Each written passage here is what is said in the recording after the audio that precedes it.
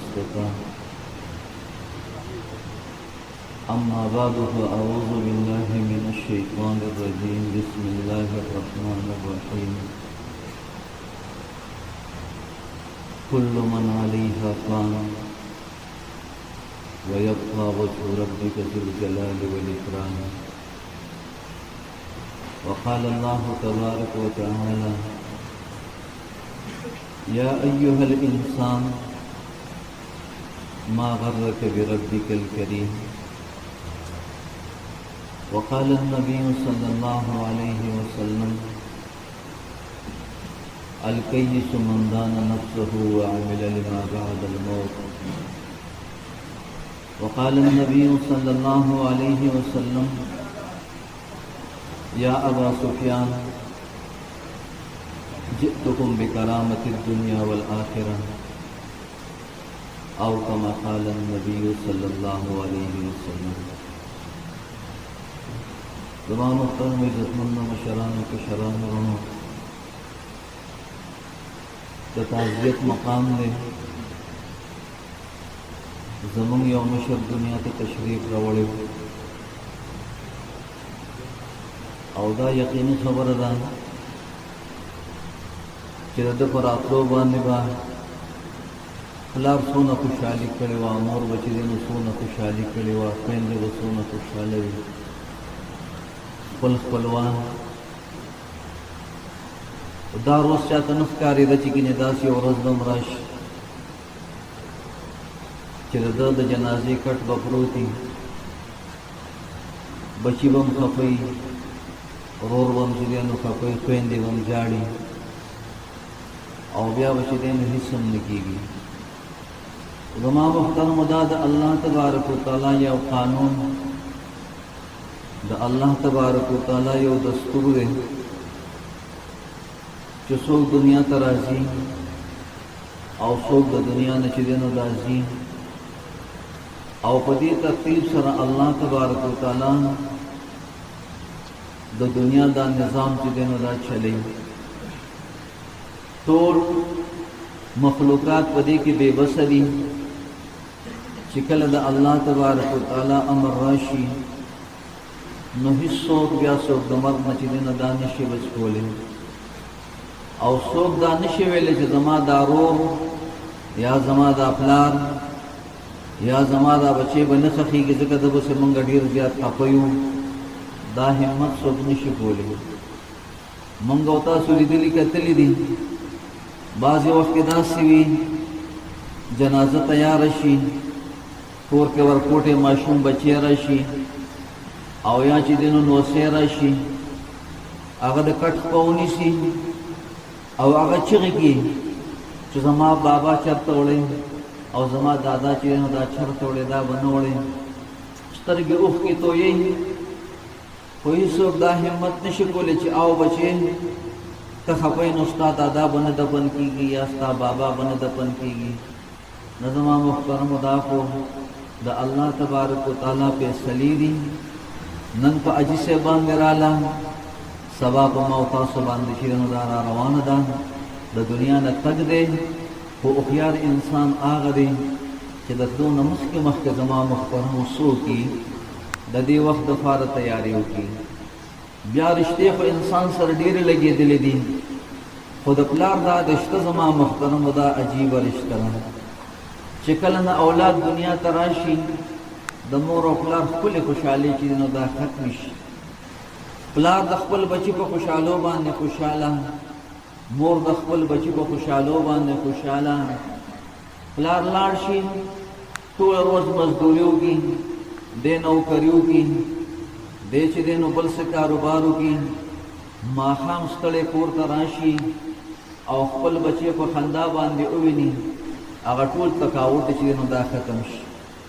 او کنه الله مکه راغی کور کې بچی بیمار دی، بیا پلار زما محترم دا ناقراره بې قراره چې دی نو دا وي او پلار هم په دې فکر کې، مور هم په دې فکر کې وي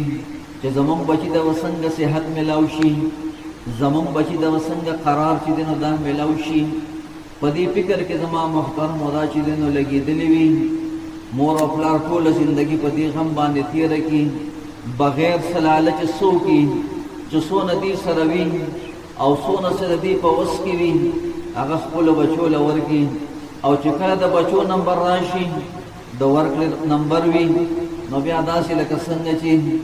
صفدر حاجي صاحب رحمت الله علیه د خاورو څادر واغوستو همیشه دپاره لاړم دا امید نشي کېدی چې دوباره به ورسره ملاقات وشي دغه رنګې هر مور او پلار زما محترمه بیا د دنیا نه چې دی نو دا لاړ شي خو بدقسمتي دا دی چې په ژوند باندې قدر نه وي او چې کله قدر انسان سره پیدا شي بیا څه په لاس باندې چې دی نو دا راځي نه مونږ او تاسو خو د جناب محمد رسول الله صلی الله علیه وسلم د زمانې نه د صحابو د زمانې نه ډېر چې نو دا رالري یو د جناب نبی کریم علیه الصلاۃ والسلام زمانه ده یو کس راځي او هغه جناب نبی کریم علیه الصلاۃ والسلام ته شکایت لګي یا رسول الله صلی الله علیه وسلم کور کې زما پلار دی زما مال چې دی نو دا استعمالي او زما د اجازت نه بغیر استعمالي او دا د شریعت مسلم دا که چېرې ګټه وټه د بچي وي نو بیا په استعمال کې به د ده نه چې دی نو تپوس کېږي جناب نبی کریم علیه الصلاۃ والسلام او فرمایل وی لاړ شي د پلار چې دی نو دا وغواړي پلار پسې کس ځي هلته کې چې دی نو هغه ته جواب میلاویږي څه چل شوی دی وی زوی د شکایت لګولی دی جناب نبی کریم علیه الصلاۃ والسلام غوښتی ډېر زیات چې دی نو دا خفه شو او بیا را روان دی په زړه زړه کې د دې بچي نه یو ګیله کوي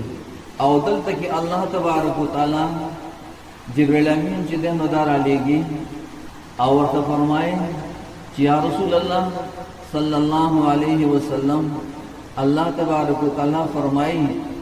چې د پلار او د زوی ترمنځ فیصله خو به کې خو د دې پلار نه لږ تپوس وکړه چې ستا د دې زوی نه په زړه کې کومه ګیله راغلې وه کومه د شعرونو په شکل کې وه هغه شعرونه چې کوم ستا خپلو غوږونو چې دی نو دا نه دي اورېدلي هغه لږ ما ته بیان کړه هغه چې کله راغی جناب نبی کریم علیه الصلاۃ والسلام سره ملاویږي جناب نبی کریم علیه الصلاۃ والسلام ورته فرمایي وی دا زوی ستا شکایت لګی تا د مال چې دی نو بې ځایه استعمالې جناب نبی کریم علیه الصلاۃ والسلام ته عرض کړي بیا ورته نبی علیه الصلاۃ والسلام فرمایي چې فیصله خو به کوم خو ته لاول هغه شعرونه ما ته ووایه چې کوم شعرونه ستا خپلو غوږونو چې دی نو دا نه دي اورېدلي کومه ګیله ستا په زړه باندې چې دی نو دا راغلې وه هغه عرض کړي یا رسول الله صلی الله علیه وسلم زمونږ خو په تا باندې نه مخکې نه ایمان مضبوط و خو زما ایمان نورو مضبوط شو ما ته پته ولګېدله چې زما په زړه کې څه زما خپلو غوږونو چې دی نو دا نه دي اورېدلي خو ما ته پته ولګېدله چې الله تبارک وتعالی د وحي په ذریعه باندې تاسو له خبر درکړی دی وایي تاسو یا رسول الله زما زړه کې دا وه غزوتک مولودا منتک یافعا تعلو بما اجنی علیک وتنحلو اذا لیلة ضافتک بالسقم لم ابد بسقمک الا ساحرا اتململو لګیا دی دا شعرونه چې دی نه وایي مفهوم یې داسې جوړېږي چې بچې ته کله پیدا شولې نو زما او ستا د مور زمونږ خپلې خوشحالۍ چې دی نو دا ختمې شولې بچې د شپې به چې کله ته بیمار وې ستا په بیمارۍ به مونږ له خوب نه راته ګویا ستا دا بیماري مونږ ته لګېدلې تا ته نه لګېدلې بچې تا به روټۍ وخوړله تا به خوراک وکړو مونږ ته به سکون چې دی نو دا میلاو شو بچې ما منډه چې دی نو دا وواله ما د غرمو سره مقابله وکړله ما د سرزی سره مقابله وکړه لکه د ارټ د غوی په شان دې تاوېدم نه مې ګرمۍ ته کتلي نه مې سرزی ته چې دی نو دا کتلي دي ټوله ورځ به مې بهر تېره کړله کور ته به چې رالم بهر به چې کله نو زما زړه کې به یو وسوسه وه ما سره به یو غم ما سره به یو فکر و چې اشنه الله مکه زه کور کې نیمه او زما بچی چېرته وفات نشي الان کې بچی ما ته پته وه دا ما ته یقین و چې مرګ او ژوند دا خو د الله تبارک وتعالی په لاس کې دی چې راځي د الله تبارک وتعالی په امر باندې به راځي بچیه ما خپله ټوله ځواني چې دی نو دا ولګوله دن زړه کې یو تمنا وه چې نن ته ماشومې زما ګوته دې نیولې ده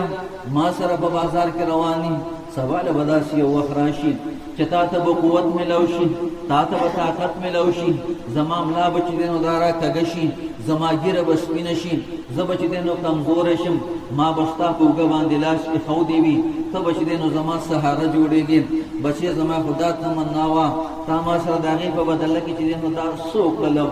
که چېرې تا ماله د پلار مرتبه نه شوې راکولې کم از کم د یو ګاونډي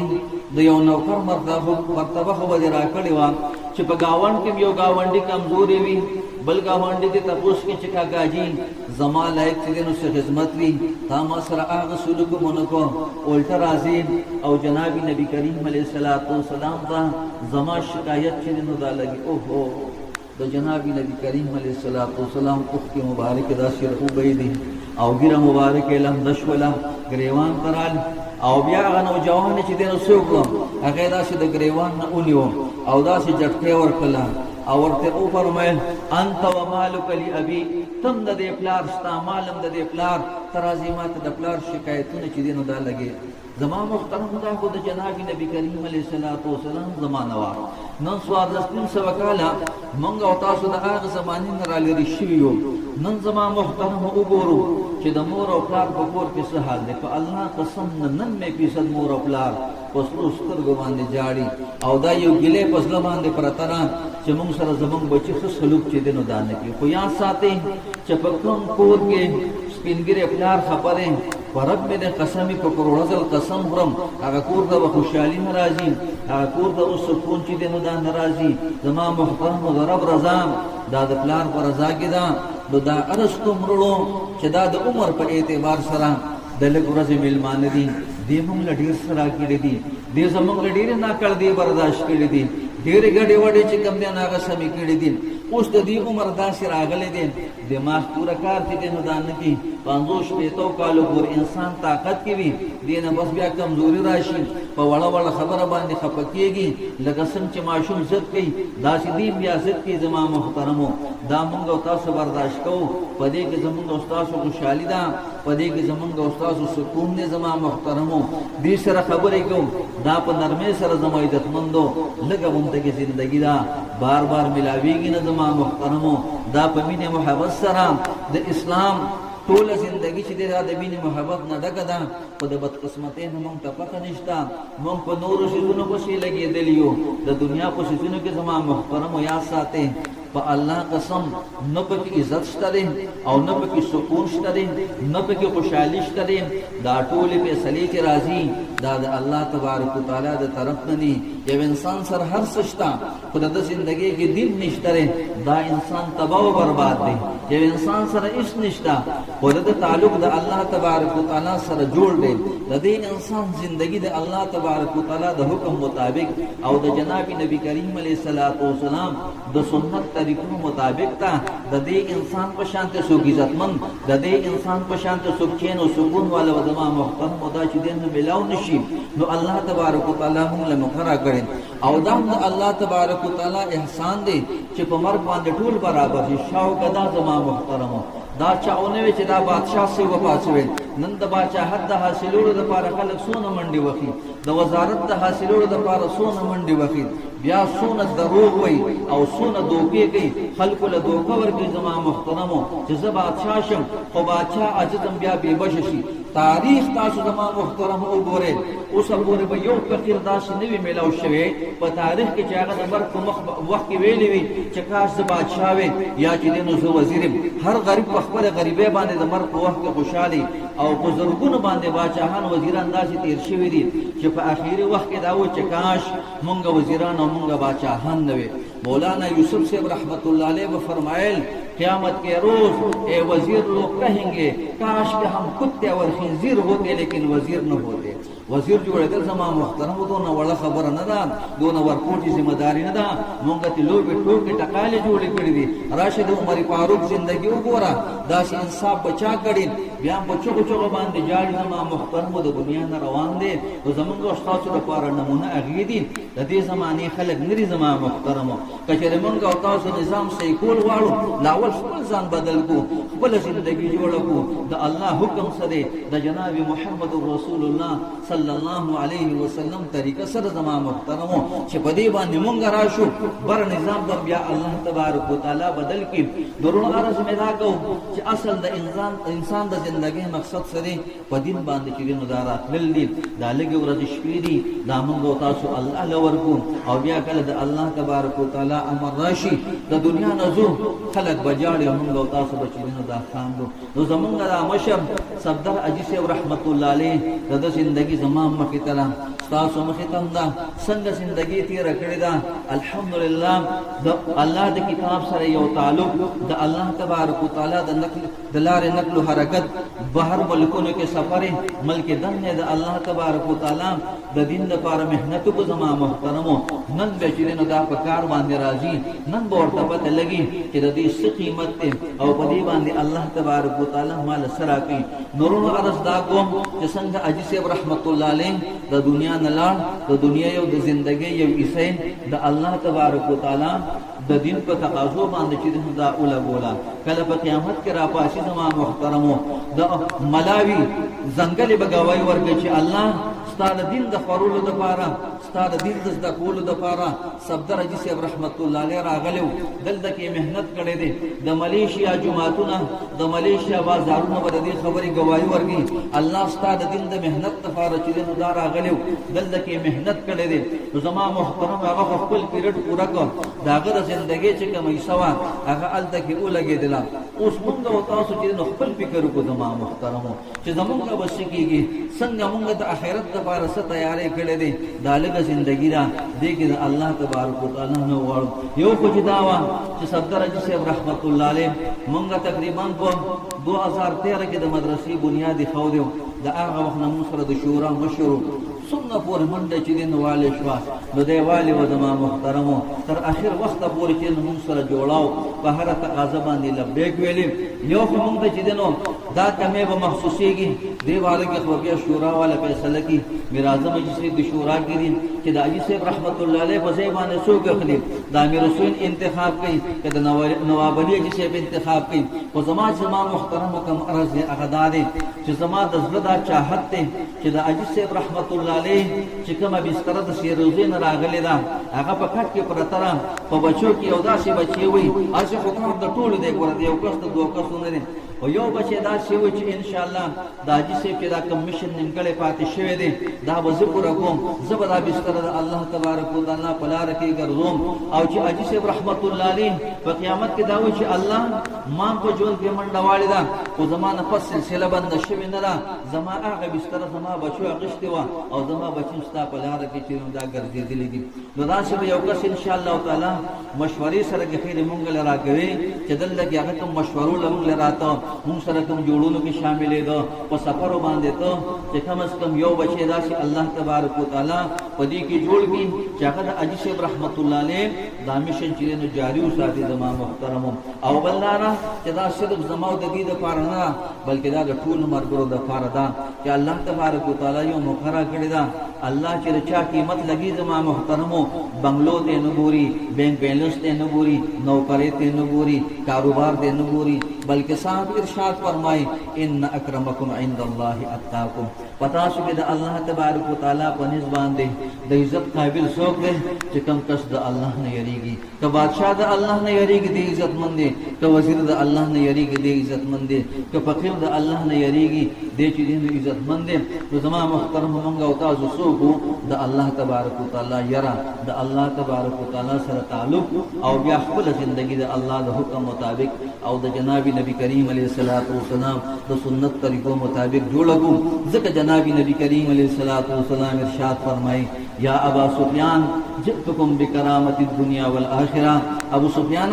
ما تاسو د دنیا او د آخرت خیرونه او برکتونه راوړي. څه مراد دا کوم دین ما راوړی دی کچره دا د خپل سینو سره ولګو دلم په خپل سینو کې ځای ورکم دا په خپل زندګو کې راوستو. الله تبارک وتعالى به په دنیا باندې عزتمن کی، الله تبارک وتعالى به په آخرت باندې عزتمن کی. زما محترم دانم دلته کې ولاړم دا ټوټه فوټه خبر کوم د دې په شا باندې ما سره هیڅ په دلایل باندې چې دا خبر نه ده کړې، هیڅ ځنې ما متاثر کړي. دغه سیده سادهونو تبلیغیان زما محترم مرال دغه شپږ نمبر بیانې چې خلک دې له سنور سنورځي په الله قسم چې دې کې کم درد دی، په دې کې کم غم دی، او دا بغیر سلالچ دی. ځکه د انسان په زړه باندې چې دې نو څه اثر کی نه د چانه د زنده‌باد تما نه د چانه د مرداباد تما نه د لوابه چې رحمت الله علیه طرف ترا بلشتا نه طارق جمیل صاحب طرف ترا بلشتا نه د بل مشر ذکر شتري بلکې سوی د یو الله سره خپل معاملې صفا کې د الله تبارک وتعالى سره خپل تعلق جوړ کې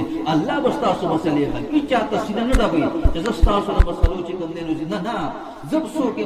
ما نه بچی دینو سو شي ویل خلک تیر شي هغه سنت لري زب سو کوم ته د الله تبارک وتعالى سره خپل معاملې صفا کا دا هر څه د الله دی دا هر څه د الله په قبضه کې دی. الله بل دنیا میں قستگی اللہ بل آخرت میں قستگی. تو زما محترم د الله تبارک وتعالى په لار کې داخل بدی بنیاد باندې وي د سلو رمیاشتو د پاره د چلې د پاره د سیروزی د پاره چې د هر انسان تعلق د الله سره جوړ شي او هر انسان خپل معاملې الله تبارک وتعالى سره د مرګ مخ کې چې دا صفا کی دې د پرونو الله تبارک وتعالى مقرره کړی دا څومره کمې به شي ما خپل ځان معلوم دی تاسو خپل ځان معلوم دی هغه باندې استغفار وکړو چې الله نو غواړو الله مونږ دې روزو د پاره قبول کړي الله مونږ آسان روزي راکړي روزه به مونږ مکړي زموږ صلاحیتونه زموږ قوتونه روا دا د خپل دین په مهنت باندې ولګي چې کله مونږ او تاسو دانګیت کو یقین کې الله به دنیا کې خستکی الله به آخرت کې خستکی تاسو خبر وکړي الله دې موږ تاسو په عمل کولو توفیق راکړي